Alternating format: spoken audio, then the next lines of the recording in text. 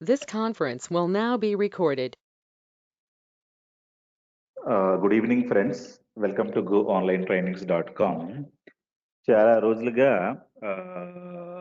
చాలా students especially from Telugu medium వాళ్ళు, తర్వాత పీపుల్ యూనో ఎవరైతే స్మాల్ టౌన్స్ నుంచి ఉంటారో వాళ్ళకి జాబ్ ఆపర్చునిటీస్ సిటీస్లో గట్టిగా ఉంటాయి. కానీ ప్రాబ్లం ఏంటి అంటే వాళ్ళకి ఇంగ్లీష్ మీడియం కాకపోవడం వలన, తెలుగు మాధ్యమంలో చదువుకోవడం వలన ఇంగ్లీష్ కరెక్ట్గా అర్థం కాదు. సో దానికోసం అని చెప్పి first time I never done ఇంగ్లీష్లో నేను చాలా క్లాసెస్ చెప్తూ ఉన్నాను. బట్ స్మాల్ టౌన్ పీపుల్కి, తర్వాత ఎవరైతే తెలుగు మాధ్యమం నుంచి వచ్చుంటారో వాళ్ళని దృష్టిలో పెట్టుకొని ఒక క్లాస్ చెప్తాం, ఒక సీక్వెల్స్ అవర్ తెలుగులో స్టార్ట్ చేద్దామని చేయడం జరిగింది. ఇది మన యూట్యూబ్ ఛానల్లో లైవ్లో కూడా వస్తూ ఉంది. ఎవరైనా తెలుగు ఆడియన్స్ చూడాలనుకున్నా మీ ఫ్రెండ్స్ ఎవరైనా ఉంటే రికమెండ్ చేయండి, ఓకేనా? సో యూట్యూబ్లోకి వెళ్ళి భాస్కర్ జోగి సీక్వెల్స్ అవర్ తెలుగు అని సెర్చ్ చేయమని చెప్పండి. అప్పుడు ఈ లైవ్ ప్రోగ్రామ్ వస్తూ ఉంటుంది, వాళ్ళు చూడొచ్చు, ఓకేనా? సో ఎస్క్యూఎల్ అనేది ఈరోజు రేపు చాలా ఇంపార్టెంట్. నాన్ ఐటీ పీపుల్ కానీ ఐటీ పీపుల్ కానీ ఎవరైనా ఐటీ ఇండస్ట్రీలోకి రావాలి అనుకుంటే వాళ్ళకి ఒక డేటాబేస్ రావాలి. ఓకే, అసలు డేటాబేస్ అంటే ఏంటి, అది ఒకటి రావాలి. తర్వాత రెండోది ఏంటంటే ఒక ప్రోగ్రామింగ్ స్కిల్ కూడా రావాలి. ప్రోగ్రామింగ్ అంటే అర్థం ఏంటి, సి కానీ C++ కానీ జావా, లేకుంటే రీసెంట్లీ చాలా మంది నేర్చుకుంటూ ఉన్నారు పైథాన్, సరేనా? సో మీరు సాఫ్ట్వేర్లోకి రావాలి అనుకుంటే ఎవరైనా నాన్ ఐటీ పీపుల్ ఉన్నారనుకోండి, సో నేను బీకామ్ చేశాను, లేకుంటే బాటనీ జువాలజీ చేశాను, లేకపోతే I'm from mechanical background, BTech అయింది, లేకుంటే బీటెక్ సివిల్ చేశాను, I don't know anything about computers, నాకు కంప్యూటర్స్ కోసం అసలు అవగాహన లేదు అనుకుంటే వాళ్ళు ఐటీ ఇండస్ట్రీలో జాబ్ సంపాదించుకోవచ్చా? Answer is very very easily they can get the job in IT industry. అర్థమవుతుందా? సో నాన్ ఐటీ పీపుల్ కూడా ఐటీలో జాబ్స్ సంపాదించుకోవడానికి చాలా ఈజీగా మార్గాలు ఉన్నాయి. అయితే ఇక్కడ ప్రాబ్లం ఏంటంటే ఫస్ట్ మనకి బాగా చెప్పే టీచర్స్ దొరకాలి, ఫ్యాకల్టీస్ ఉండాలి, తర్వాత బాగా గైడ్ చేసే ఫ్యాకల్టీస్ కూడా మనకు దొరకాలి. అర్థమవుతుంది? సో లేదనుకోండి, మనం ఏదో కోర్స్ నేర్చుకొని ఏదో చేసేసి ఏదో అయిపోయి మనం కావలసినటువంటి స్థానానికి వెళ్ళలేకపోతాం. సో ఇప్పుడు ప్రపంచంలో నెంబర్ 1 స్థానంలో ఐటీలో ఏమి ఉందంటే డేటా సైన్స్ ఉంది, ఓకేనా? డేటా సైన్స్ నెంబర్ 1 పొజిషన్లో ఉంది. సెకండ్ స్థానంలో డేటా అనలిటిక్స్ కూడా ఉంది. తర్వాత ఐఓటి అని మూడోది ఉంది. ఐఓటి అంటే ఇంటర్నెట్ ఆఫ్ థింగ్స్. తర్వాత క్లౌడ్ కంప్యూటింగ్ అదొకటి ఉంది. ఇవన్నీ కూడా ఎనీబడి కెన్ లెర్న్, ఎవరైనా నేర్చుకోవచ్చు. వాళ్ళు ఈజీగా ఐటీలోకి వచ్చి జాబులు సంపాదించుకోవచ్చు. అర్థమవుతుందా? సో మనకి డేటా సైన్స్ కానీ డేటా అనలిటిక్స్ కానీ ఈటీఎల్ టూల్స్ అంటాం, లేకపోతే రిపోర్టింగ్ టూల్స్ అంటారు. చాలా మంది నాకు ఫోన్ చేసి సార్ పవర్ బిఐ నేను నేర్చుకొని జాబ్ కొట్టాలనుకుంటున్నాను సార్ అంటూ ఉంటారు. అర్థమవుతుందా? సో పవర్ బిఐ జాబ్ సంపాదించుకోవడం చాలా ఈజీ, బట్ దానికి కూడా ఎస్క్యూఎల్ సర్వర్ మనకు బాగా రావాలి. సో చాలా మంది సీక్వెల్ సర్వర్ అంటే నాకు తెలియదు సార్, బట్ బేసిక్స్ వచ్చు అంటారు. బేసిక్స్ వలన మనకి ఏమి వర్కౌట్ అవ్వదు నాన్న. మనం ఏంటి అంటే we should be able to get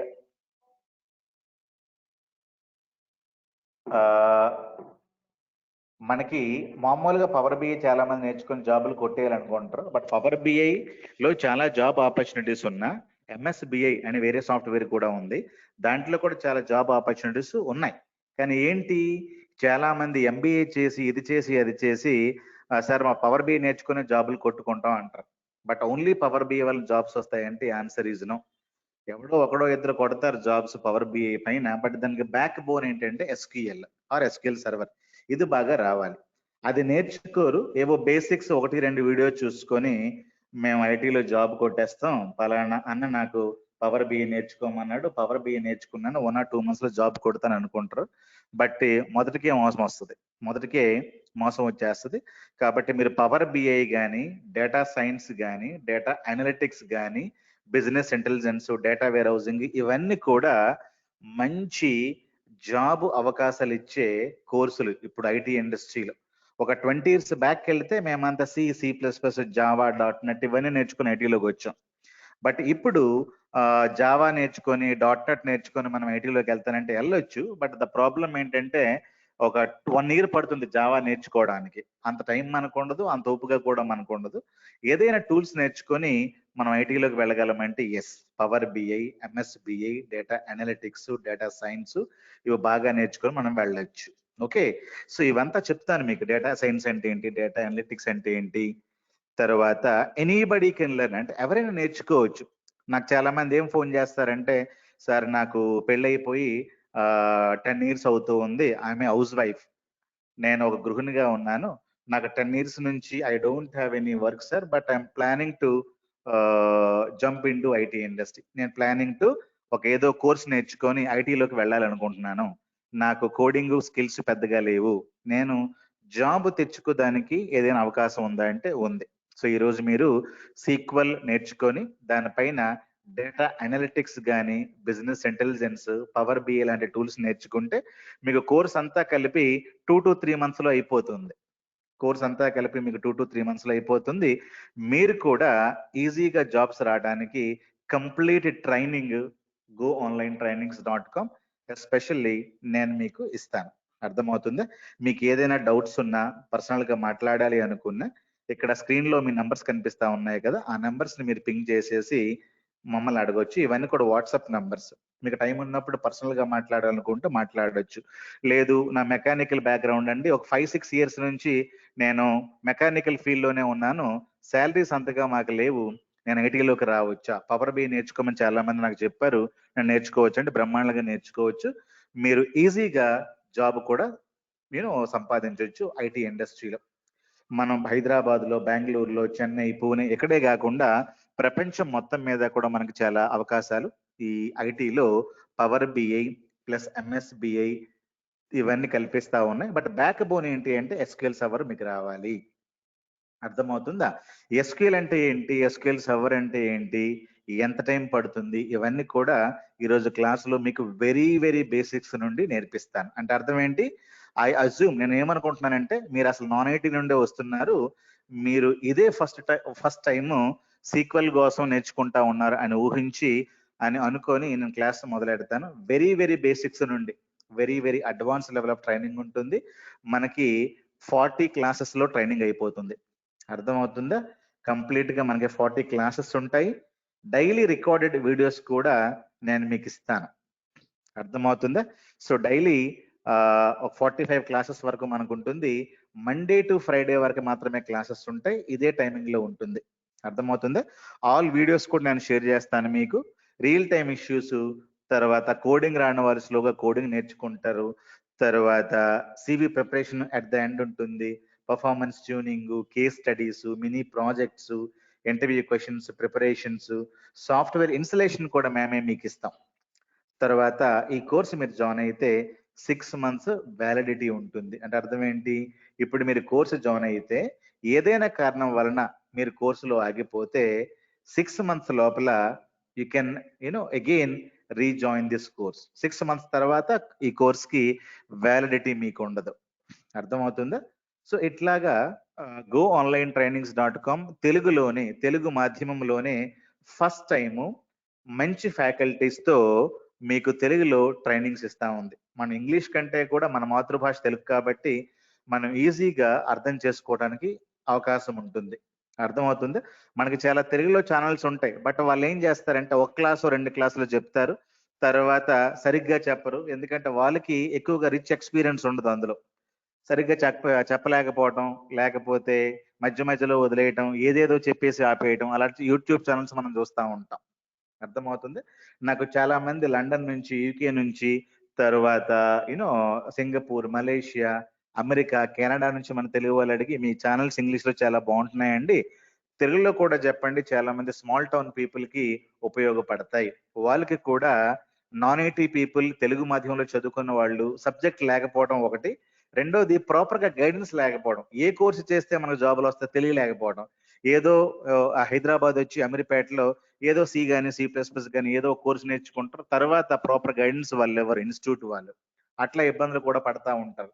ఒకటి డబ్బులు లేకపోవడం, రెండోది టైం లేకపోవడం, మూడోది సరైన గైడెన్స్ లేకపోవడం, తర్వాత సబ్జెక్ట్ ఇన్డెప్త్ గా చెప్పిన వాళ్ళు లేకపోవడం, తర్వాత వీళ్ళు కూడా పెద్దగా ఎఫర్ట్స్ బెటర్.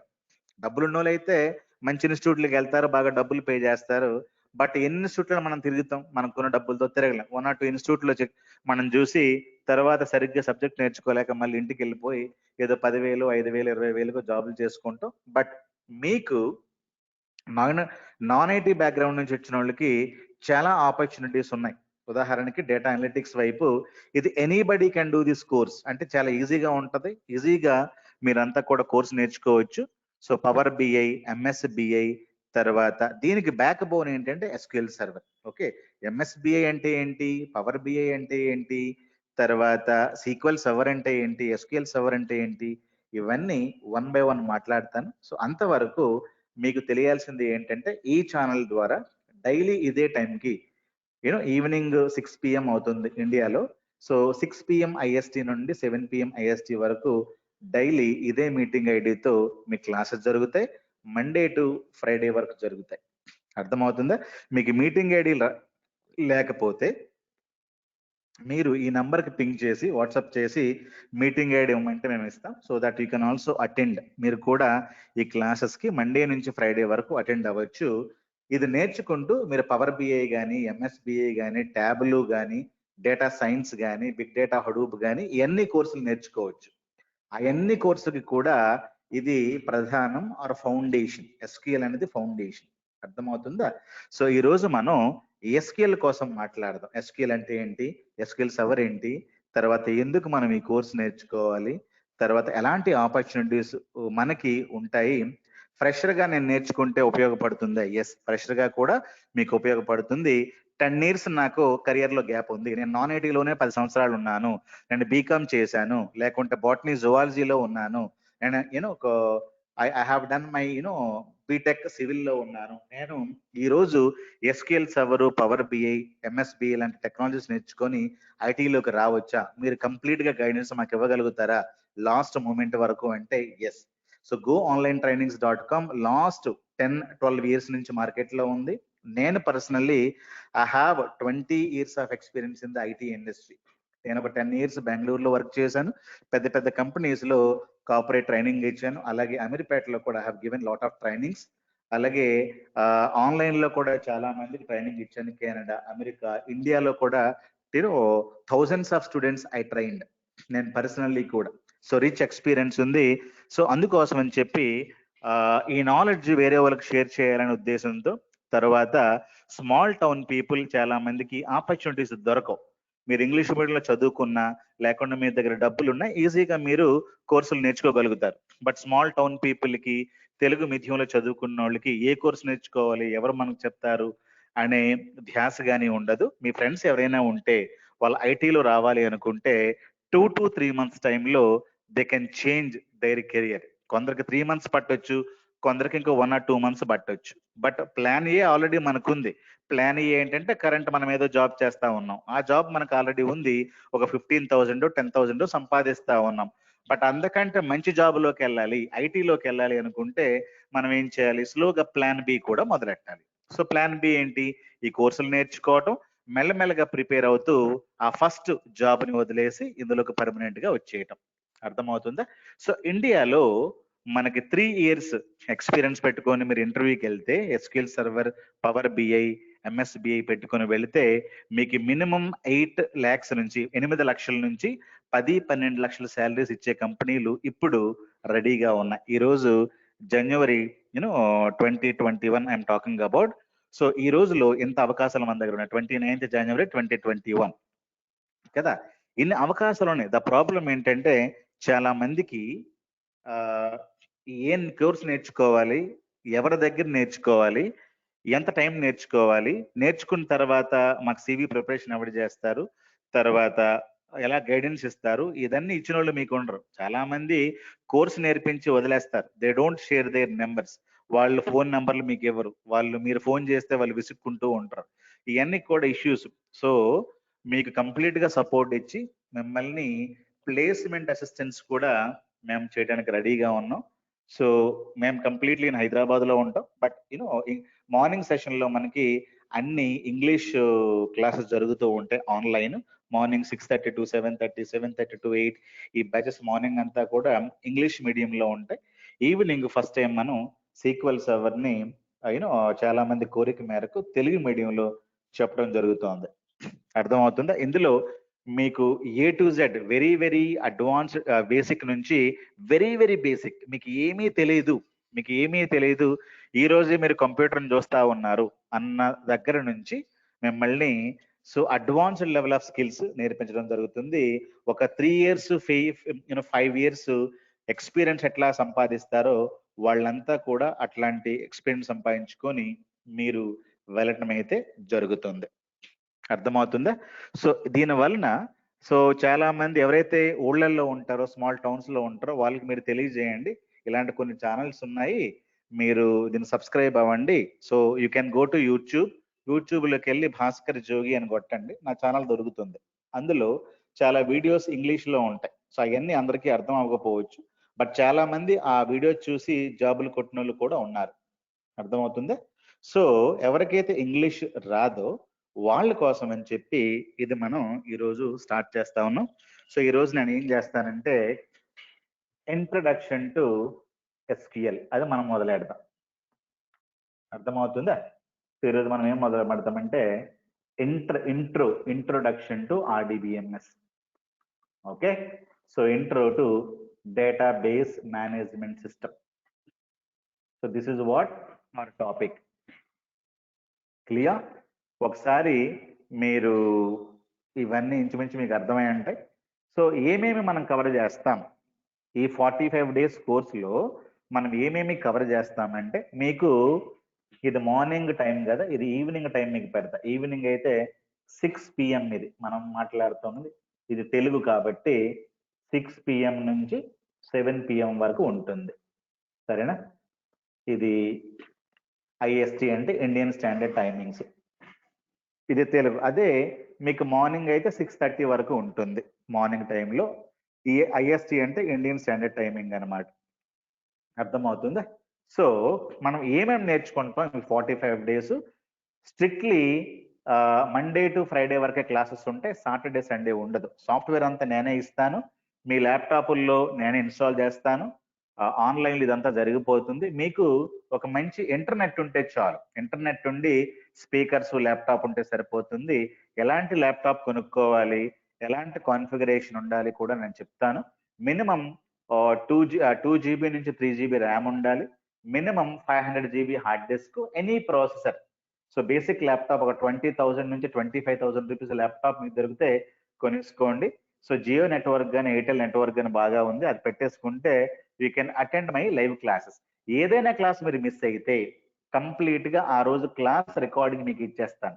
ఈ క్లాస్ అయిన తర్వాత మీకు ఈ క్లాస్ రికార్డింగ్ కూడా వస్తుంది, కాబట్టి మీరు ఇబ్బందాల్సిన పని లేదు. కానీ ఈ వీడియో మీరు డౌన్లోడ్ చేసుకోవాలి. అర్థమవుతుందా? నేను ఒక లింక్ పంపిస్తాను, ఆ లింక్ లో ఉన్న వీడియో డౌన్లోడ్ చేసుకొని మీరు మీ కంప్యూటర్ లో దాచుకోండి. ఎందుకు అంటే ఎవ్రీ 48 hours 48 గంటల తర్వాత ఆ లింక్ పోతుందన్నమాట. ఆ లింక్ లో వీడియో ఉండదు. కాబట్టి ఇచ్చిన వీడియోని ఒక 1 hour లో 2 hours లో మీరు డౌన్లోడ్ చేసుకోండి. డౌన్లోడ్ చేసుకుంటే మీకు అది మీరు ఆ సిస్టమ్ లో మీరు పెట్టేసుకొని whenever you wanted to get it back, ఎప్పుడైనా మీకు కావాలి అనుకుంటే ఆ వీడియోని మీరు ప్లే చేసుకుని చూసుకోవచ్చు. అర్థమవుతుందా? కేస్ స్టడీస్ అన్ని కూడా చాలా కాంప్లెక్స్ కేస్ స్టడీస్ ఇస్తాం. నేను I use to train lot of IIT people, bits Pilani people train చేస్తూ ఉండేవాడిని కార్పొరేట్ ట్రైనింగ్ లో. కార్పొరేట్ ట్రైనింగ్ అంటే కంపెనీస్ వాళ్ళు బిట్స్ పిలాని వాళ్ళని, తర్వాత IIT వాళ్ళని రిక్రూట్మెంట్ చేసుకుని ట్రైనింగ్ ఇస్తారు వాళ్ళకి, ఈ బేసిక్స్ నుండి అడ్వాన్స్డ్ వరకు. వాళ్ళకి ఈ ట్రైనింగ్స్ మనం ఇచ్చేవాళ్ళం. ఇవే కేస్ స్టడీస్ వాళ్ళకి కూడా ఇచ్చేవాళ్ళం. మంచి కాంప్లెక్స్ కేస్ స్టడీస్ ఉంటాయి, ఇవి కూడా మీరు ప్రాక్టీస్ చేస్తే మంచి ఎక్స్పీరియన్స్ అయితే మీకు వస్తుంది నాన్న. మనం ఈ 45 days లో ఏమేమి నేర్చుకుంటాం? Introduction to database management system and relational database management system. అసలు డేటాబేస్ మేనేజ్మెంట్ సిస్టమ్ అంటే ఏంటి, ఆర్డిబిఎంఎస్ అంటే ఏంటి నేర్చుకుంటాం. తర్వాత database design features, files, file groups ఇవంటి ఏమి కూడా నేర్చుకుంటాం. తర్వాత డేటా టైప్స్ అంటే ఏమిటి, అవి ఎట్లా ఉపయోగపడతాయి మనకు, అవి కూడా నేర్చుకుంటాం. బిజినెస్ ఇంటిగ్రిటీ, ఇంటిగ్రిటీ అంటే కరెక్ట్నెస్, ట్రూత్ అన్నమాట. బిజినెస్ ఇంటిగ్రిటీ కోసం నేర్చుకుంటాం. సిస్టమ్ డేటాబేసెస్ అని కొన్ని ఉంటాయి, వాటి కోసం తెలుసుకుంటాం. SQL commands, DDL, DML, TCL, DCL, data definition language అని చాలా చాలా కమాండ్స్ ఉంటాయి. ఇవన్నీ కూడా విపులంగా, క్షుణ్ణంగా, చక్కగా, మెల్లగా మీరు అర్థం చేసుకుంటారు. తర్వాత రైటింగ్ క్వరీస్, క్వరీస్ అంటే ఏంటి అవన్నీ. తర్వాత ర్యాంకింగ్ ఫంక్షన్స్, సిటిఈ, ఇదంతా సిలబస్ మనకి 45 డేస్ లో కవర్ అవుతుంది. టీసీక్వెల్ ప్రోగ్రామింగ్, టెంప్ టేబుల్స్ అంటే ఏంటి, views, indexed views, store procedures, functions, cursors, triggers, transactions, logs, concurrency, indexes, performance tuning, case studies, ఇవన్నీ కూడా మీకు ఏ టు జెడ్ ఇంగ్లీష్ మీడియంలో ఉన్న పీపుల్ లాగానే మీకు కవర్ అవుతాయి. కాబట్టి you need not worry about anything. అర్థమవుతుందా? సో ఓన్లీ మీకు ఏంటంటే ప్రతి ఒక్కటి కూడా తెలుగులో నీట్గా, క్లియర్గా ఎక్స్ప్లెయిన్ చేయబడుతుంది. అర్థమవుతుందా? సో 45 డేస్ క్లాసెస్ ఉంటుంది. మండే టు ఫ్రైడే వరకే క్లాసెస్ ఉంటాయి. తర్వాత మీటింగ్ ఐడి మీకు ఇది మారొచ్చు, లేకపోతే కొత్త మీటింగ్ ఐడి ఉండొచ్చు. మీటింగ్ ఐడి మీకు రాకపోతే కనుక you can send me a mail or you can send me a WhatsApp message to my number. ఇది 9000075637 ఉంది కదా, that is my WhatsApp number. అలాగే bhaskarjogi@gmail.com ఉంది కదా, అది నా పర్సనల్ ఈమెయిల్ ఐడి. మీరు పంపించవచ్చు, సార్ నేను లైవ్ లో మీరు చూశాను, I wanted to enrol for the class, నాకు మీటింగ్ ఐడి పంపించండి అంటే నేను పంపిస్తాను. సో మండే టు ఫ్రైడే ఈ క్లాసెస్ కంటిన్యూస్ గా ఉంటాయి నాన్న, మీరు మిస్ కాకుండా అటెండ్ అవ్వండి. అలాగే మీ ఫ్రెండ్స్ ఎవరైనా ఉంటే చెప్పండి. సో సీక్వెల్ నేర్చుకుంటే మీరు రాబోయే క్లాసెస్ పవర్ బిఐ కానీ, ఎంఎస్బిఐ కానీ, డేటా సైన్స్ కానీ, బిగ్ డేటా హడూప్, ఇలాంటి కోర్సులన్నీ కూడా మీకు ఈజీగా అర్థమవుతాయి. పైథాన్, ఇవన్నీ కూడా ఈజీగా అర్థమైపోతాయి. ఏడబ్ల్యూఎస్, అమెజాన్ వెబ్ సర్వీసెస్, తర్వాత సీక్వెల్, అజ్యూర్, క్లౌడ్ కంప్యూటింగ్ అన్నమాట.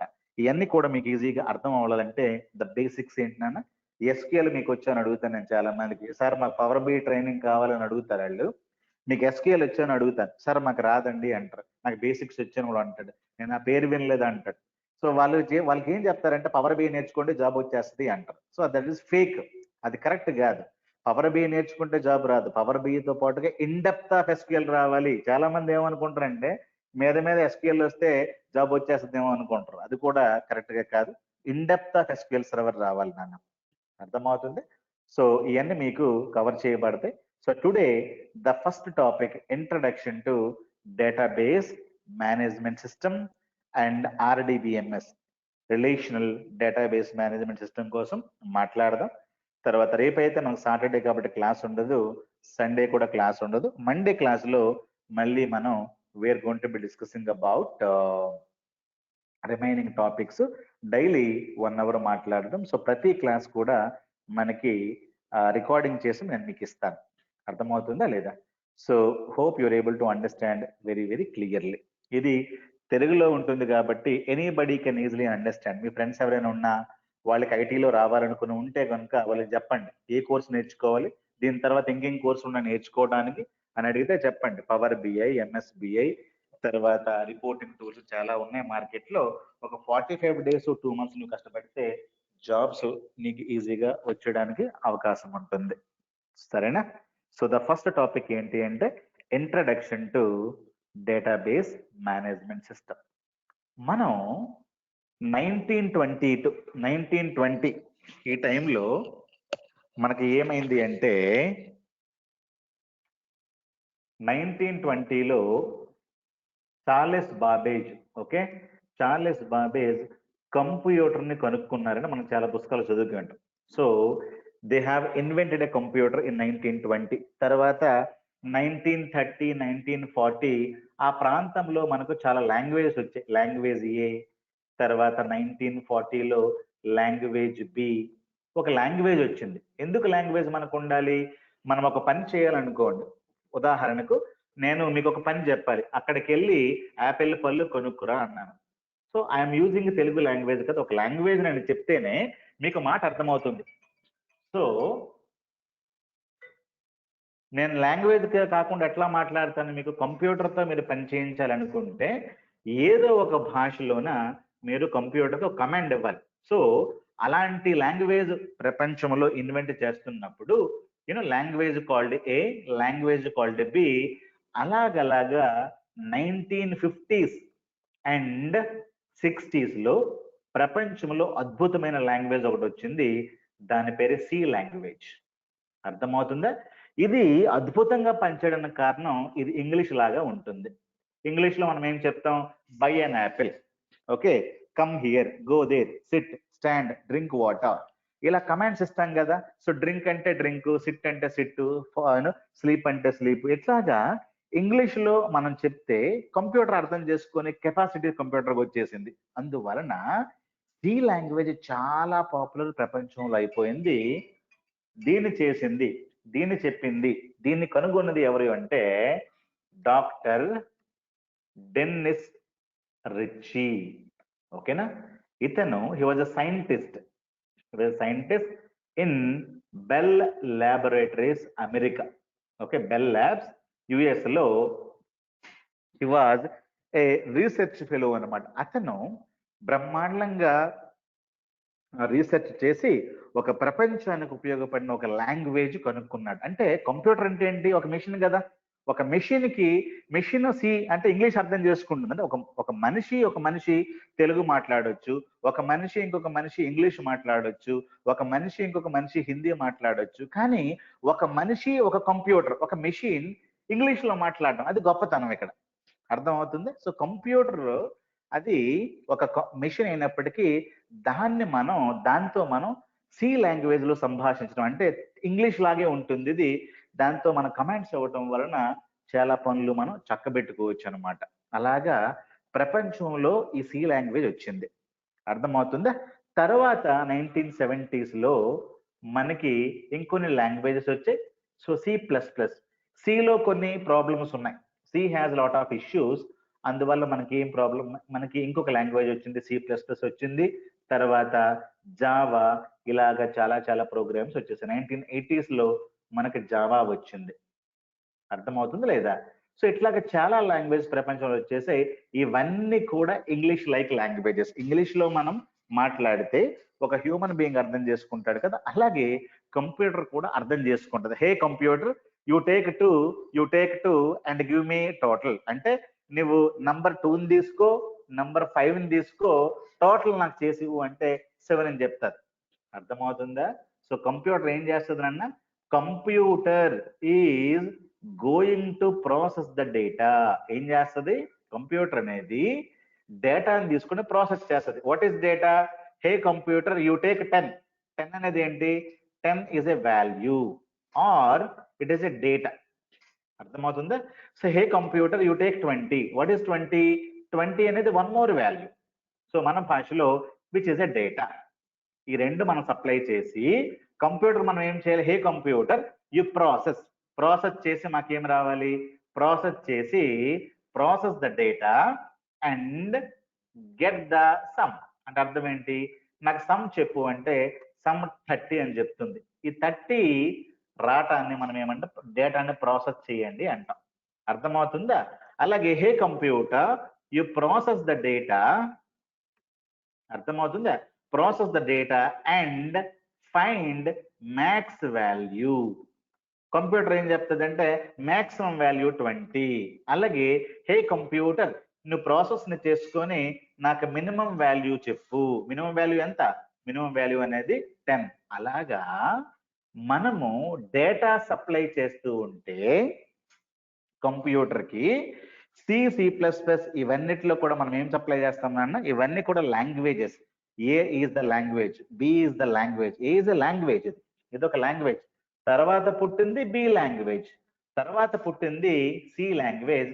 సి లాంగ్వేజ్ మంచి బ్రహ్మాండంగా ఇంగ్లీష్ లైక్ ఏ లాంగ్వేజ్. అర్థమవుతుందా? మనం లాంగ్వేజ్ కి ఏమి ఇవ్వాలి? లాంగ్వేజెస్ కి మీరు డేటా ఇవ్వాలి. లాంగ్వేజ్ ఏం చేస్తుంది? లాంగ్వేజ్ డేటాని ప్రాసెస్ చేస్తుంది. So let us understand what a language can do. Language ఏం చేస్తుంది అని అడిగితే, లాంగ్వేజ్ అంటే ఏంటి? C++, జావా, డాట్ అవన్నీ కూడా డేటాని ప్రాసెస్ చేస్తాయి. ప్రాసెస్ ద డేటా, గుర్తుపెట్టుకోండి. What a language can do. ఒక అర్థమవుతుంది. లాంగ్వేజ్ ఏం చేస్తుంది? C కానీ, C++ కానీ, Android language, Python language, angular JS language, ABCD any language మీరు అనుకున్న లాంగ్వేజ్ ఏం చేస్తుంది అన్న? డేటాని ప్రాసెస్ చేస్తుంది. బట్ లాంగ్వేజ్ ఏమి చేయలేదో కూడా చెప్తాం. లాంగ్వేజ్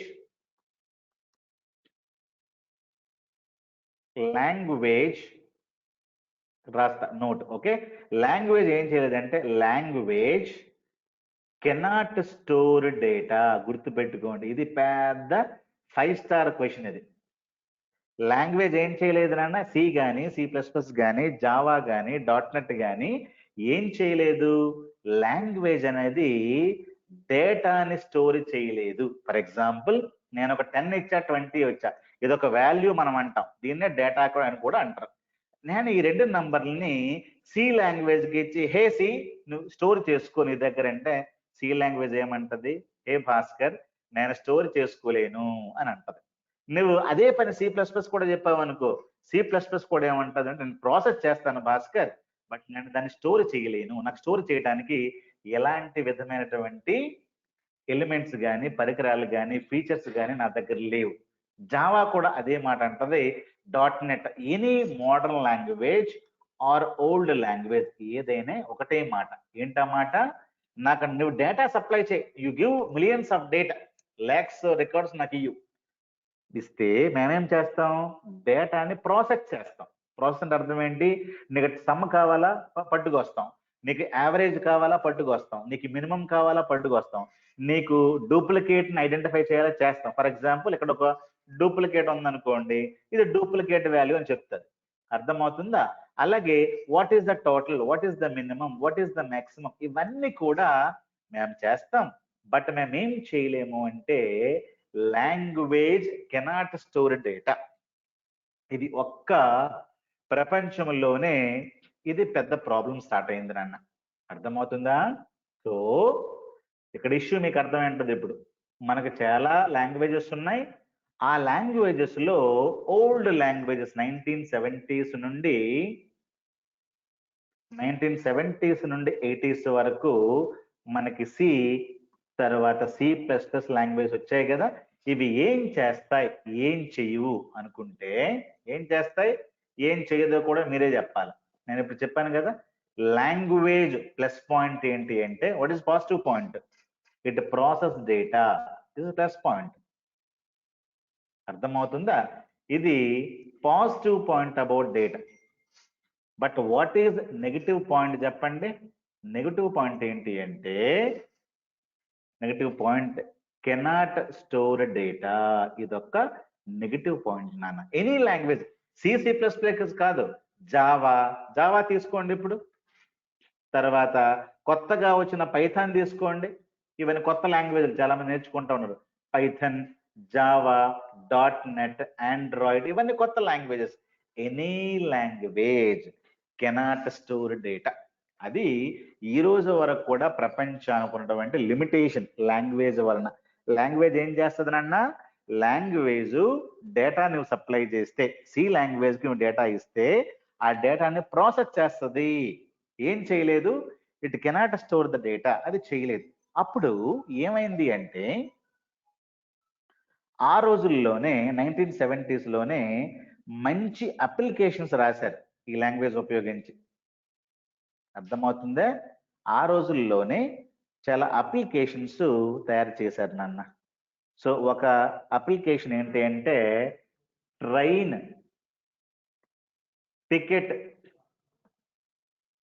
టికెట్ బుకింగ్ అన్నమాట. ఓకే, యాప్ ఒకటి క్రియేట్ చేశారు. ట్రైన్ టికెట్ బుకింగ్ యాప్ ఒకటి క్రియేట్ చేశారు. అర్థమవుతుందా? ఈ ట్రైన్ టికెట్ బుకింగ్ యాప్ ఏం చేస్తుంది?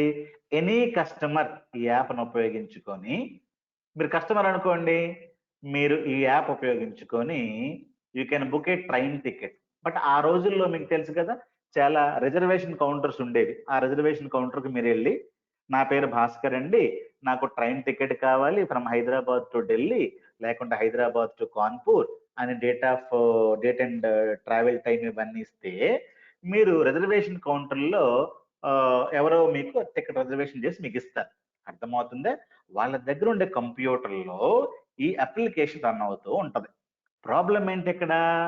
ఈ అప్లికేషన్ చాలా డేటా తీసుకుంటది కదా, ఈ అప్లికేషన్ చాలా డేటా తీసుకుంటది కదా, ఆ డేటా ఎక్కడో పెట్టాలిగా, ఆ డేటా ఎక్కడో పెట్టాలి. కాబట్టి ఈ డేటా అంతా కూడా ఏం చేయడం మొదలెట్టారంటే ఫ్లాట్ ఫైల్లో పెట్టారు. అర్థమవుతుందా?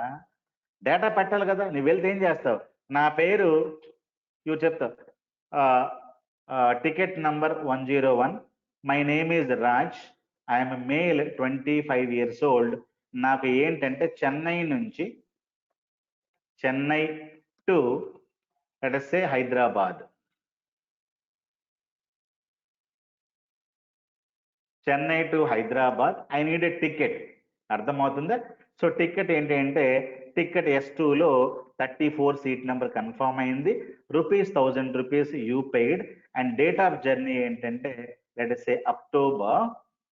So let us say now we're in January కదా, let us say March 22, 2021.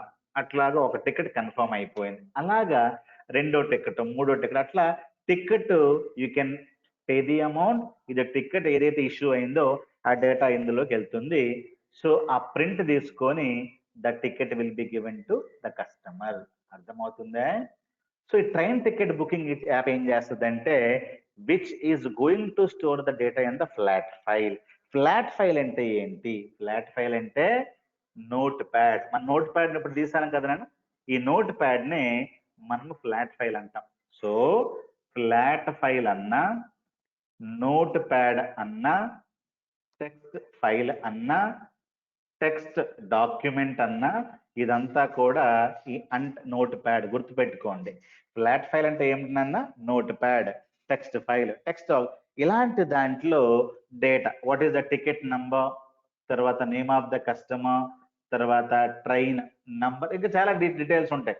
Train number, తర్వాత డేట్ ఆఫ్ జర్నీ, అర్థమవుతుందా? తర్వాత సీట్ నంబర్, తర్వాత coach number, okay, COACH coach number, తర్వాత సీట్ నంబర్, ఇవన్నీ కూడా data. Seat number, amount paid, అర్థమవుతుందా? ఇదంతా కూడా డేటా. సో ట్రైన్ నంబర్ ఏదో ticket number 101, say as I told you Raj, train number 1234, date of joining March 21, 2021, something like this. Coach number S2 and seat number let us say 34, amount I paid 1000 INR. అర్థమవుతుందా? ఇలాగా data. తర్వాత వేరే customer 102, say Malati is also going for same ticket and she is also booking for same date 21 కానీ లేకుంటే 25 కానీ. So from different route, same route, ఇవన్నీ అవ్వచ్చు. తనకి S3, S4 let us say 44 వచ్చింది, 22, she paid 1200 INR. అర్థమవుతుందా? So data అంతా కూడా ఎక్కడ స్టోర్ అవుతుందనన్నా, డేటా అంతా కూడా ఫ్లాట్ ఫైల్లో స్టోర్ అవుతూ ఉంది. ఎందుకు? Because C language can take the data. చూసుకొని సి లాంగ్వేజ్ ఏం చేస్తుంది అంటే ఈ టికెట్లో, ఈ ట్రైన్స్ లో అవైలబిలిటీ ఉందా అది చెక్ చేసుకుంటుంది. అది ప్రాసెస్. ఉంటే గనక మనం ఏం చేయాలి, అది చేసుకుంటా ఉంటది. అర్థమైందా లేదా? లేదనుకోండి, మనం టికెట్స్ అవైలబుల్ లేదు, లేకుంటే టికెట్స్ ఆర్ సోల్డ్ అవుట్, అట్లా చెప్తా ఉంటది. అర్థమైందా? సో ఇవన్నీ కూడా మనం ఏ అప్లికేషన్ ద్వారా చేసాం? C++, జావా డాట్ ద్వారా చేసేవాళ్ళం. అప్పుడు జావా లేదనుకోండి, ఆ టైంలో ఇవి లేవు, ఇవన్నీ లేవు అప్పుడు. అర్థమవుతుందా? We talking about 70s and 80s. అప్పుడు ఈ అప్లికేషన్ బ్రహ్మాండంగా పనిచేసేది. బట్ డేటా అంతా కూడా దేంట్లో స్టోర్ అయ్యేది అన్న? ఫ్లాట్ ఫైల్లో స్టోర్ అయ్యేది. ఫ్లాట్ ఫైల్ అంటే నోట్ ప్యాడ్. ఎట్లా మనకు డేటా స్టోర్ అవుతూ ఉండేది. ఇలా అవటం వలన ప్రపంచంలో చాలా ఇష్యూస్ మొదలయ్యాయి. ఫ్లాట్ ఫైల్ ఇష్యూస్ అంటారు. అర్థమవుతుందా? డేటా ఓకే స్టోర్ అయిపోతుంది, ఎవ్రీబడి ఈజ్ హ్యాపీ, బట్ చాలా ఇష్యూస్ రావటం మొదలయ్యాయి. అర్థమవుతుందా? చాలా ఇష్యూస్ రావడం మొదలైనాయి. అందులో ఒక ఇష్యూ ఏంటంటే సైజ్ ఇష్యూ. అంటే అర్థం ఏంటి? ఫ్లాట్ ఫైల్ కెన్ టేక్, ఇందులో I can get only 100 MB of data. ఆ రోజుల్లో 100 MB కూడా లేదు, 5 MB 2 MB అట్లీస్ట్ 1000 రోస్ పెట్టంగానే ఈ ఫైల్ నిండిపోయి నో స్పేస్ అని ఎర్రర్ వచ్చేది ఆ రోజుల్లోన. సో వెంటనే ఏం చేసేవారు, ఈ ఫైల్ తీసేసి వేరే కంప్యూటర్లోకి పెట్టేసుకుని, లేకుంటే కొత్త ఫైల్ క్రియేట్ చేసేసి మళ్ళీ ఇస్తే మళ్ళీ కొత్త డేటా అంతా కూడా కొత్త ఫైల్లోకి వెళ్ళేది.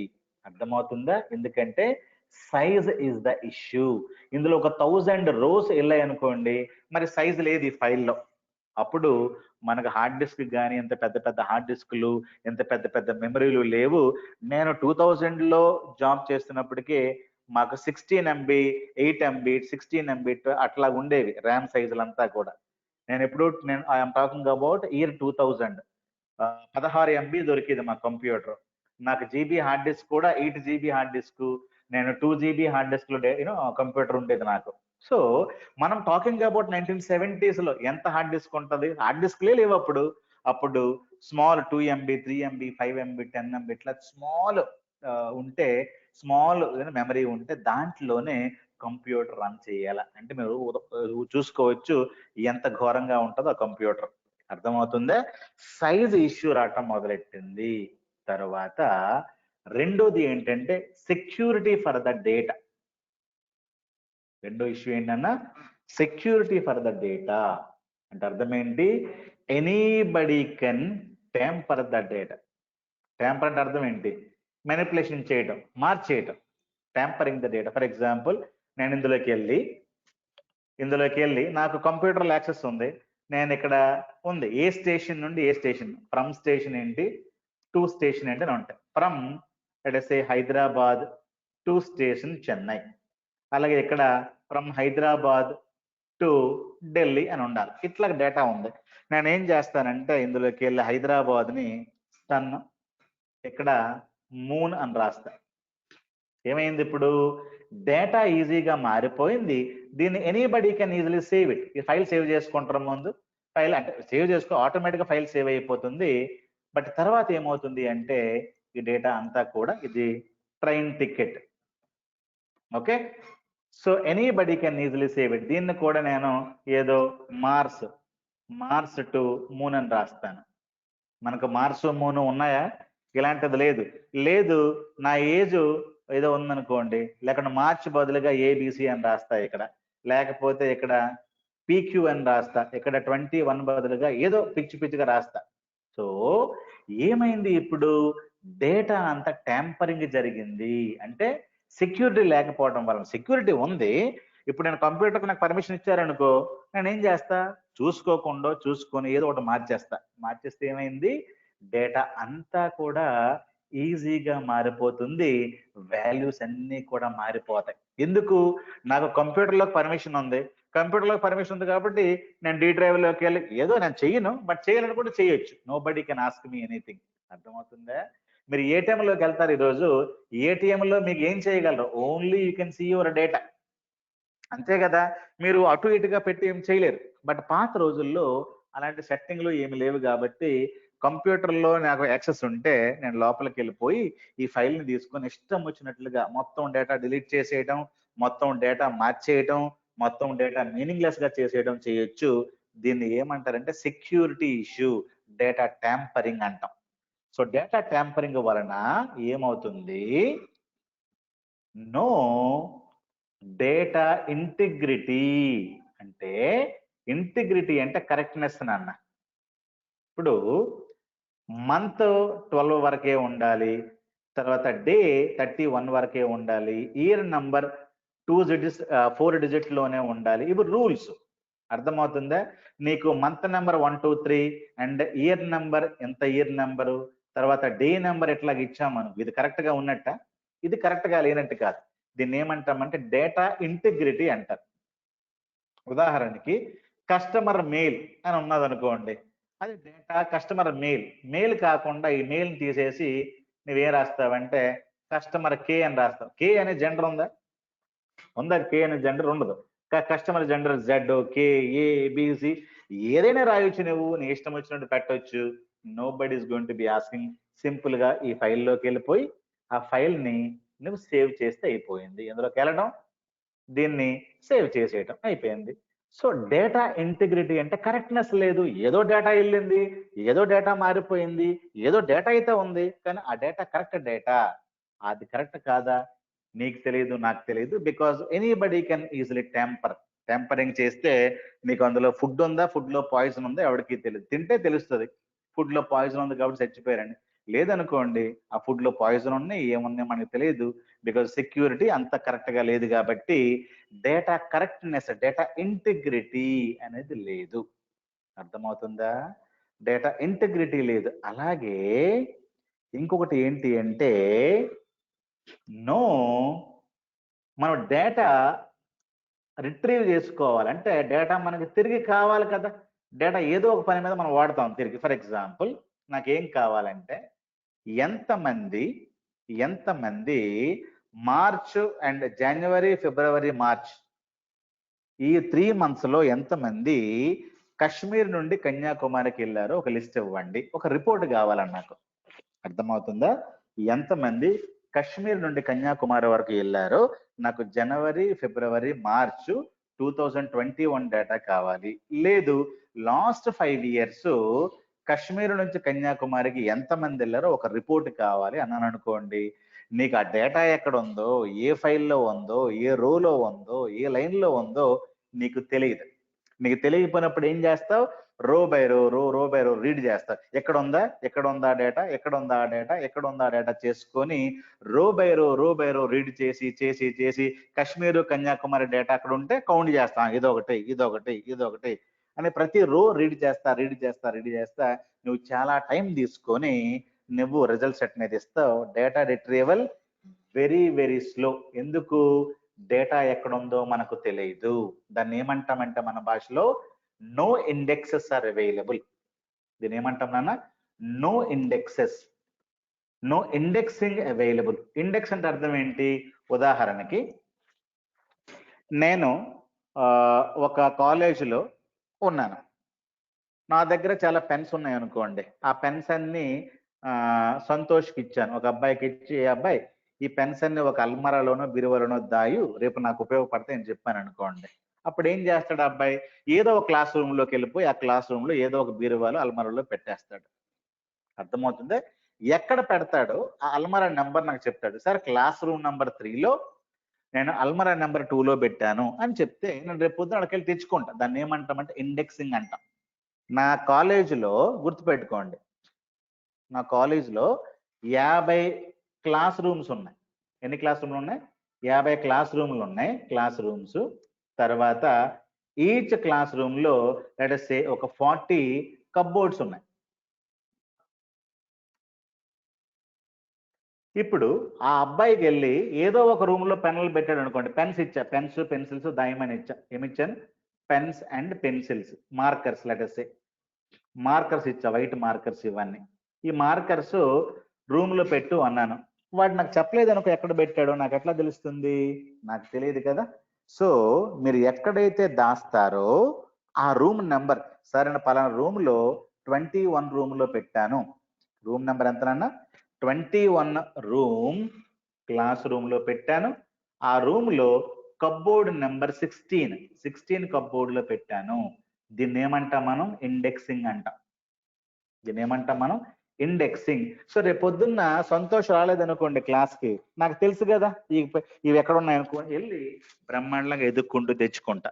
ఒకవేళ నాకు సంతోష్ రాలేదు, సంతోష్ ఫోన్ స్విచ్ ఆఫ్ లో ఉంది, నేను ఎట్లా తెలుసుకుంటా? క్లాస్ రూమ్ నెంబర్ 1కి వెళ్ళాలి, కప్బోర్డ్లన్నీ ఎదకాలి. 2వ రూమ్కి వెళ్ళాలి, 3వ రూమ్కి వెళ్ళాలి. ప్రతి రూమ్ కి వెళ్ళి ఏమైపోతాను? నేను స్లో అయిపోతాను. అర్థమవుతుందా? ఎందుకు? నాకు ఈ పెన్స్ ఎక్కడ ఉన్నాయో నాకు తెలియదు కాబట్టి 50 క్లాస్ రూముల్లో కూడా వెదికి నేను అలసిపోతాను. అర్థమవుతుందా? వెతకటం అలసిపోవటం. దీన్ని ఏమంటాం? No indexing. ఎక్కడ డేటా ఉందో మీకు తెలిస్తే కరెక్ట్ గా అందులోకి వెళ్ళి మీరు ఎదుక్కుంటారు, వెతికేస్తారు కదా. అక్కడ లేదనుకోండి, మీరు ఏం చేయాలా? ఏ రూమ్ లోకి వెళ్ళాలి, ఏ కబ్బోర్డ్ ఓపెన్ చేయాలి నీకు తెలియదు. ర్యాండమ్ గా ఎదికినా కూడా మీకు టైం ఎక్కువగా పట్టేస్తుంది. అర్థమైందా? ర్యాండమ్ అంటే అర్థం ఏంటి? ఏదో ఒక క్లాస్ రూమ్కి వెళ్ళిపోవడం, ఎదిగేయడం, ఏదో ఒక క్లాస్ రూమ్కి వెళ్ళిపోవడం, ఎదిగేయడం, అట్లా కుదరదు. సో ఇండెక్సింగ్ లేకపోవటం వలన అంటే ఎక్కడైతే డేటా నువ్వు దాస్తున్నావో, స్టోర్ చేస్తున్నావో, ఆ ప్లేస్ ని, ఆ అడ్రస్ ని నువ్వు బ్రహ్మాండంగా దాచుకోవటం. కాశ్మీర్ కన్యాకుమారి డేటా పలానా దగ్గర ఉంది, సో హైదరాబాద్ ఢిల్లీ డేటా పలానా ఫైల్లో ఉంది, లేకపోతే Charminar to some other data ఈ ఫైల్లో ఉంది అనే డేటా మనకు గనక ఉంటే, అడ్రస్ ఇండెక్సింగ్ మనకు గనక ఉంటే, మనం డేటా రిట్రీవల్ చాలా ఫాస్ట్ గా జరుగుతుంది నాన్న. అర్థమవుతుందా? సో అది లేకపోవటం వలన మనం స్లోగా జరిగిపోతుంది. అర్థమవుతుందా? సో ఇది ఒక పెద్ద ఇష్యూ మనకి, ఇండెక్సింగ్ లేకపోవడం ఆ రోజుల్లో. సో సో ఫ్లాట్ ఫైల్ వలన ఇన్ని ఇష్యూస్ ఉన్నాయి చూడండి. తర్వాత ఇంకొకటి ఏంటనుకున్నారు? మనకు ఆ రోజుల్లో డేటా తీసుకురావాలి అనుకుంటే, అగైన్ మనము డేటా ప్రాసెస్ చేయాలనుకుంటే, we were using C language again. మనకు డేటా ఈ ఫైల్లో ఉంది, ఈ ఫైల్లో ఉన్న డేటా మనకు ఒక రిపోర్ట్ కావాలి. ఏం రిపోర్ట్ కావాలి?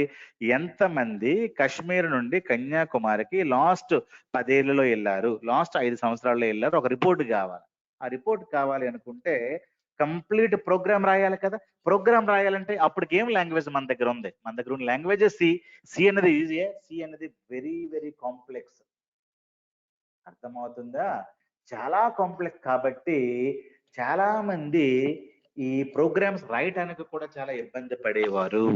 చాలా మంది సి లాంగ్వేజ్ అప్పుడు ఉండేది. సి లాంగ్వేజ్ తోనే డేటా పెట్టడం, డేటా తీయటం, storing the data, retrieving the data, ఎందులో? ఫ్లాట్ ఫైల్లో సి లాంగ్వేజ్ తోనే అప్పుడు సాధ్యమయ్యేది. కాబట్టి సి అప్లికేషన్ పెట్టేది, సి అప్లికేషన్ తీసుకునేది. ఇది చాలా కష్టంగా ఉండేది నాన్న. అర్థమవుతుందా? సి అనేది చాలా పెద్ద కాంప్లెక్స్ లాంగ్వేజ్. సో ఈ లాంగ్వేజ్ కూడా చాలా డిఫికల్టీతో ఉండేది మనకి. అలాగే కంకరెన్సీ ఇష్యూస్. కంకరెన్సీ అంటే అర్థం ఏంటి? ఒకటే టైంలో చాలా మంది డేటా ఇన్సర్ట్ చేయటం. ఒకటే టైంలో చాలా మంది ఇన్సర్ట్ చేస్తే ఈ ఫైలు అప్డేట్ అవుతూ ఉంటది. ఒక కనెక్షన్ తో అప్డేట్ అవుతూ ఉంటది, వేరే కనెక్షన్ తో డిలీట్ అవుతూ ఉంటది. చాలా ఇష్యూస్. అది కూడా అలాగ మాట్లాడుకుంటూ పోతే చాలా ఇష్యూస్ ఉన్నాయి ఇందులో. అర్థమవుతుందా? సో డేటా అయితే ఫ్లాట్ ఫైల్లో స్టోర్ చేసేవారు, కానీ చాలా ఇష్యూస్ అన్ని మొదలైపోయినాయి. డేటా క్లీనింగ్ గా ఉండదు, తప్పులు ఉంటాయి, ఎవడైతే దాన్ని ఇష్టం వచ్చినట్టుగా ట్యాంపర్ చేసుకోవచ్చు, ఇండెక్సింగ్ లేవు, స్లో అయిపోతుంది, కాంప్లెక్స్ ప్రోగ్రామ్స్ రాయాలా, డేటా పెట్టాలన్నా డేటా తీయాలన్నా, ఇవన్నీ కూడా ఇష్యూస్. అర్థమవుతుందా? సో ప్రాసెస్ కోసం డేటా ప్రాసెస్ గా ఫాస్ట్ జరుగుతుంది, కానీ స్టోరింగ్, రిట్రీవింగ్, డేటాని స్టోర్ చేయడం చాలా కష్టమైపోయిన పని జరిగిపోయింది. సో దీన్ని మనం ఏదైనా చేయాలి అని ఊహించి, అని గుర్తించి, ఈ 1970s లో ఈ ప్రాబ్లమ్స్ కి, ఇవి ప్రాబ్లమ్స్, ఇలాగ చాలా ప్రాబ్లమ్స్ ఐడెంటిఫై చేశారు. ఎక్కడ? అమెరికాలో ఐడెంటిఫై చేసి ఈ ప్రాబ్లమ్స్ కి మనం ఒక సొల్యూషన్ ఇద్దాం. ఆ సొల్యూషన్ పేరే ఒక కాన్సెప్ట్ గా తీసుకొచ్చారు నాన్న. వీటికి సొల్యూషన్స్ ఇవ్వడం మొదలెట్టారు. ఆ సొల్యూషన్స్ ని మనం ఏమంటామంటే డేటాబేస్ మేనేజ్మెంట్ సిస్టమ్ అనే ఒక కాన్సెప్ట్ మార్కెట్ లోకి వచ్చింది. ఇవేంటి అంటే అబవ్ ప్రాబ్లమ్స్ కి సొల్యూషన్స్. ఎలా ఇది చెయ్యాలి, ఎలా దీన్ని చెయ్యాలి, ఇది ఎప్పుడు వచ్చింది మార్కెట్ లోకి? 1970s లో. ఇందులో ప్రధానంగా ఐబిఎం కంపెనీ చాలా ఇన్వాల్వ్మెంట్ అయింది ఆ రోజుల్లోన. ఏ కంపెనీ నాన్న? ఐబిఎం కంపెనీ చాలా ఇన్వాల్వ్మెంట్ అయ్యి ఈ డేటాబేస్, బేస్ అంటే బ్యాంక్ అంటే ఎక్కువగా దాచుకునేది అని అర్థం. మనం ఏమంటాం? బ్యాంక్ అంటాం, బ్లడ్ బ్యాంక్, గోల్డ్ బ్యాంక్. అర్థమవుతుందా? సో బ్యాంక్ అంటే దాచుకునేది, ఎక్కువగా దాచేది అని అర్థం. ఇక్కడ డేటా బ్యాంక్ అంటే డేటా దాచుకునేటువంటి ఒక మేనేజ్మెంట్ సిస్టమ్ అనేది ఒకటి ఇంప్లిమెంట్ చేసింది కాన్సెప్ట్. ఇది ఇప్పుడు బ్యాంక్ అనేది కాన్సెప్ట్, ఐసిఐసిఐ బ్యాంక్ అనేది ఒక సంస్థ కదా. అలాగే ముందు బ్యాంకింగ్ అనే థియరీ ఉంటేనే తర్వాత సంస్థ పుడుతుంది, ఇండస్ట్రీ పుడుతుంది.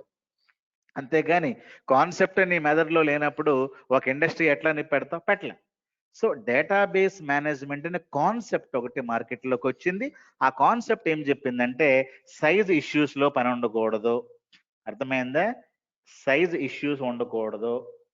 తర్వాత సెక్యూరిటీ బ్రహ్మాండంగా ఉండాలా, data integrity correct, data perfect గా స్టోర్ చేయాలా, డేటా రిట్రీవల్ చాలా ఫాస్ట్ గా ఉండాలి, ఇండెక్సింగ్ ఎక్కువగా పెట్టాలి, సి లాంగ్వేజ్ ఉపయోగించకూడదు, ఇది చాలా కాంప్లెక్స్ లాంగ్వేజ్ కాబట్టి మనం కొత్త లాంగ్వేజ్ ఏదైనా కనిపెట్టాలి, ఈ లాంగ్వేజ్ వల్ల మనకు వర్కౌట్ జరగదని చెప్పి ఒక డేటాబేస్ మేనేజ్మెంట్ సిస్టమ్ కాన్సెప్ట్ కనిపెడుతూ ఐబిఎం పీపుల్ ఒక లాంగ్వేజ్ ను కూడా కనిపెట్టింది. ఆ లాంగ్వేజ్ పేరే SQL.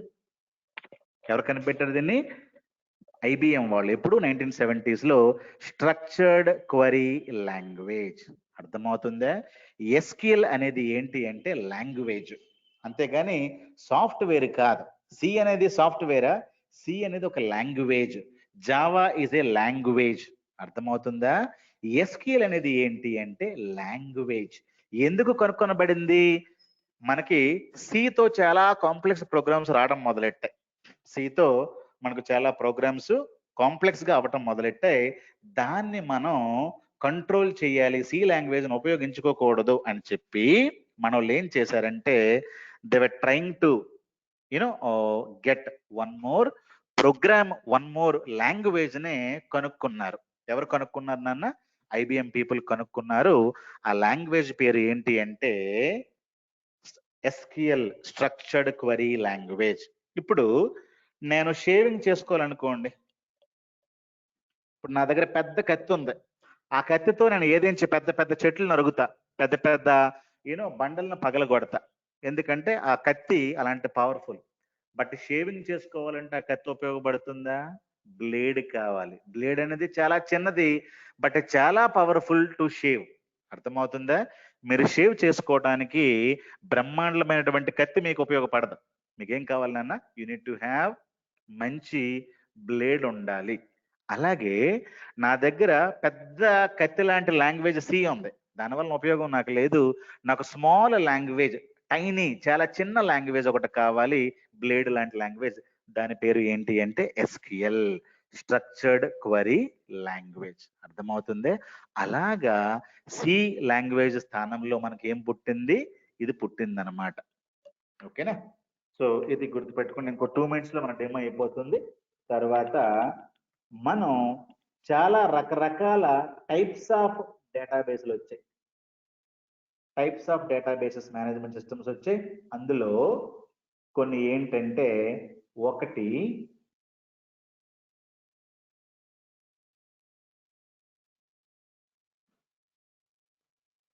Okay, types of database management మనకు వచ్చే, అందులో ఒక డేటాబేస్ మేనేజ్మెంట్ ఏంటి అంటే మనకి ఒక డేటాబేస్ మేనేజ్మెంట్ చాలా వెరైటీస్ ఉన్నాయి. Types of DBMS systems. అందులో ఒక టైప్ సిస్టమ్ ఏంటంటే HDBMS concept, hierarchical database management system. ఇది మార్కెట్ లో అటర్ ఫెయిల్యూర్ అయిపోయింది, ఇట్ ఇస్ ఫెయిల్డ్ కాన్సెప్ట్. తర్వాత రెండోది మనకి ఏమొచ్చింది అంటే నెట్వర్క్ డేటాబేస్ మేనేజ్మెంట్ సిస్టమ్ వచ్చింది. ఇది ఒక టైప్ ఆఫ్ డేటాబేస్, అంటే డేటా స్టోర్ చేయాలంటే ఇది ఒక టైప్, ఇది ఒక వెరైటీ. అర్థమవుతుంది? ఇప్పుడు మనం ఫుడ్ వండాలనుకోండి, ఒకడు గ్యాస్ స్టవ్ ఉపయోగిస్తాడు, ఒకడు మట్టి పొయ్యి ఉపయోగిస్తాడు, ఇంకొకటి కరెంట్ పొయ్యి ఉపయోగిస్తాడు. Different ways in which you can cook, అంతే కదా? నువ్వు ఎట్లా చేసినా ఫుడ్ రెడీ అయిపోతుంది. డిఫరెంట్ వేస్ లో ఇప్పుడు ఇడ్లీ తయారు చేయాలనుకోండి, రాయలసీమ వాళ్ళు ఒకలాగా వండుతారు, ఆంధ్ర వాళ్ళు ఒకలాగా వండుతారు, అట్లాగే డిఫరెంట్ వేస్ అన్నమాట. అలాగే డిఫరెంట్ వెరైటీస్ లో డేటాని స్టోర్ చేయాలనుకొని చాలా ఇన్స్టిట్యూట్స్ చేశాయి, బట్ ఈ రెండు ఫెయిల్ అయిపోయాయి మార్కెట్ లో. అర్థమవుతుంది? తర్వాత మనకి ఇంకోటి ఏమొచ్చిందంటే లాస్ట్ లో ఆర్డిబిఎంఎస్ అనే కాన్సెప్ట్ వచ్చిందనమాట, రిలేషనల్ డేటాబేస్ మేనేజ్మెంట్ సిస్టమ్. ఇది బాగా సక్సెస్ అయిపోయింది 1970s టు 1976 ప్రాంతంలో ఇది వచ్చింది. ఎవరు దీన్ని ఇచ్చారంటే IBM లో ఉన్నటువంటి ఒక సైంటిస్ట్ డాక్టర్ ఈఎఫ్ కార్డ్. అర్థమవుతుందా? రిలేషనల్ డేటాబేస్ మేనేజ్మెంట్ సిస్టమ్ అనేది ఒక బ్రహ్మాండమైన RDBMS concept. Relational database management concept. దీంతో ప్రపంచంలో ఉన్న డేటా ఈజీగా, సాఫీగా, నీట్గా మనము స్టోర్ చేసుకోవచ్చు. ఎలాంటి ఇష్యూస్ లేకుండా మనం డేటాని స్టోర్ చేయొచ్చు. డేటా ఫైల్లో లేకుండా, ఫ్లాట్ ఫైల్స్ లో లేకుండా డేటాబేస్ లో పెట్టుకున్నటువంటి ఒక సిస్టమ్ వచ్చింది. దాన్ని ఏమంటాం మనం? RDBMS concept. ఆ సిస్టమ్ కూడా వచ్చింది. అర్థమవుతుందా? ఈ కాన్సెప్ట్ ఉపయోగించి చాలా టూల్స్ వచ్చాయి. అందులో ఆరకిల్, తర్వాత DB2, తర్వాత మైక్రోసాఫ్ట్ SQL సర్వర్, తర్వాత ఇవన్నీ కూడా డిఫరెంట్ సాఫ్ట్వేర్స్ నాన్న. అర్థమవుతుందా? నెటీజా, తర్వాత పోస్ట్ గ్రే SQL, తర్వాత MySQL, ఇవన్నీ కూడా RDBMS సాఫ్ట్వేర్స్ ఇవి. అర్థమవుతుందా? RDBMS కాన్సెప్ట్ ఉపయోగించుకొని ఇవన్నీ మార్కెట్లోకి వచ్చాయి. ఈ మార్కెట్లోకి ఒరాకిల్, DB2 ఎవరిది? ఇది IBM కంపెనీది. అర్థమవుతుందా? IBM కంపెనీదైన ప్రపంచంలో ఇప్పుడు ఆరకిల్ ఒకటి, SQL సర్వర్ ఒకటి బ్రహ్మాండమైంది వచ్చింది. సో ఇతను ఏమంటాడంటే కొన్ని రూల్స్ ఇచ్చాడు, 12 రూల్స్. వీటిని కార్డ్ రూల్స్ అంటారు. ఇందులో అట్లీస్ట్ 10 రూల్స్ కనుక మీ సాఫ్ట్వేర్ లో ఉంటే మీ సాఫ్ట్వేర్ RDBMS సాఫ్ట్వేర్ అని అంటారు. అర్థమవుతుందా? ఏంటి ఆ రూలు? డేటా ఇంటిగ్రిటీ ఉండాలి, ఇండెక్సెస్ ఉండాలి, డేటా సైజ్ లిమిటేషన్ ఉండకూడదు, SQL లాంగ్వేజ్ తోనే డేటా స్టోరింగ్ చేయాలి. ఇవన్నీ రూల్స్ అన్నమాట. ఏదైనా సాఫ్ట్వేర్ లో ఈ 10 రూల్స్ ఉంటే కనుక దాన్ని ఏమంటాం మనం? దాన్ని మనం RDBMS సాఫ్ట్వేర్ అంటాం. ఇవన్నీ కూడా RDBMS సాఫ్ట్వేర్స్. అర్థమవుతుందా? సో ఇవన్నీ కూడా టూల్స్. బట్ ఈ టూల్స్ లో ఏ లాంగ్వేజ్ మనం ఉపయోగిస్తాం మీకు చెప్పుకున్నాం. ఇవన్నిటి కూడా ఒక లాంగ్వేజే మనం ఉపయోగిస్తాం. ఆ లాంగ్వేజ్ పేరు ఏంటి అంటే SQL. ఈ లాంగ్వేజ్ పేరు SQL నాకు. అర్థమవుతుందా? ఈ లాంగ్వేజ్ పేరు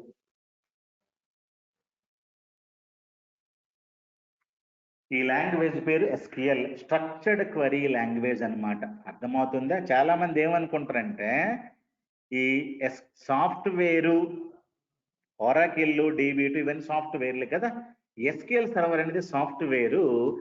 ఇది కమాండ్స్ తీసుకోవడానికి SQL అనే భాషను వాడుకుంటది. ఇప్పుడు నేను మీకు RDBMS ని బోధిస్తా ఉన్నాను, ఇంక తెలుగులో చెప్తా ఉన్నాను కదా. సో మీరు RDBMS ఇంగ్లీష్లో వినొచ్చు, తెలుగులో వినొచ్చు, చైనీస్లో వినొచ్చు.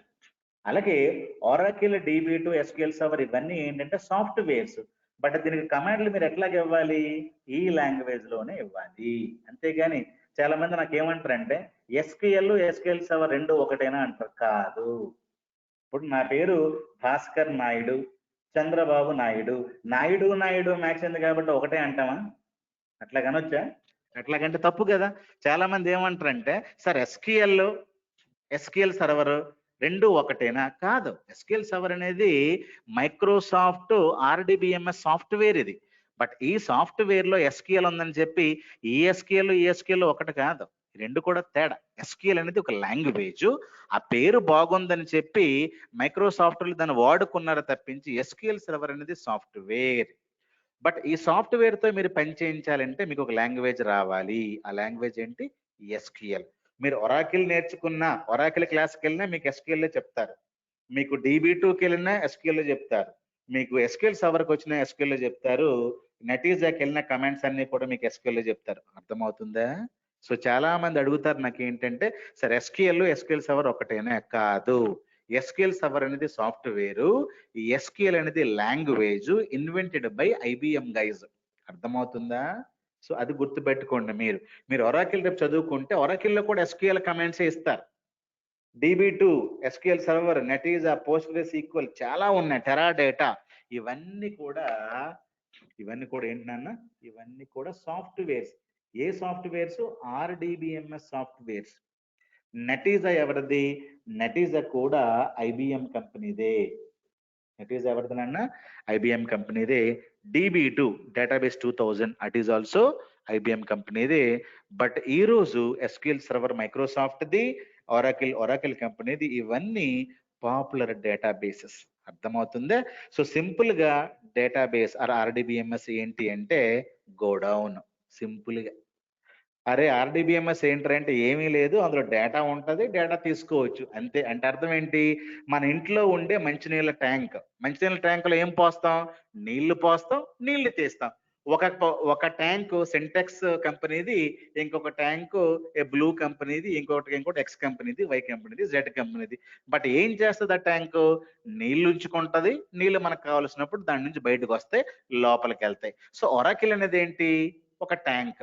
SQL సర్వర్ అనేది ఇంకొక కంపెనీ ట్యాంక్. అందులో ఏమెళ్తుంది? అందులో డేటా వెళ్తుంది, డేటా కావాల్సినప్పుడు మనం తెచ్చుకోవచ్చు.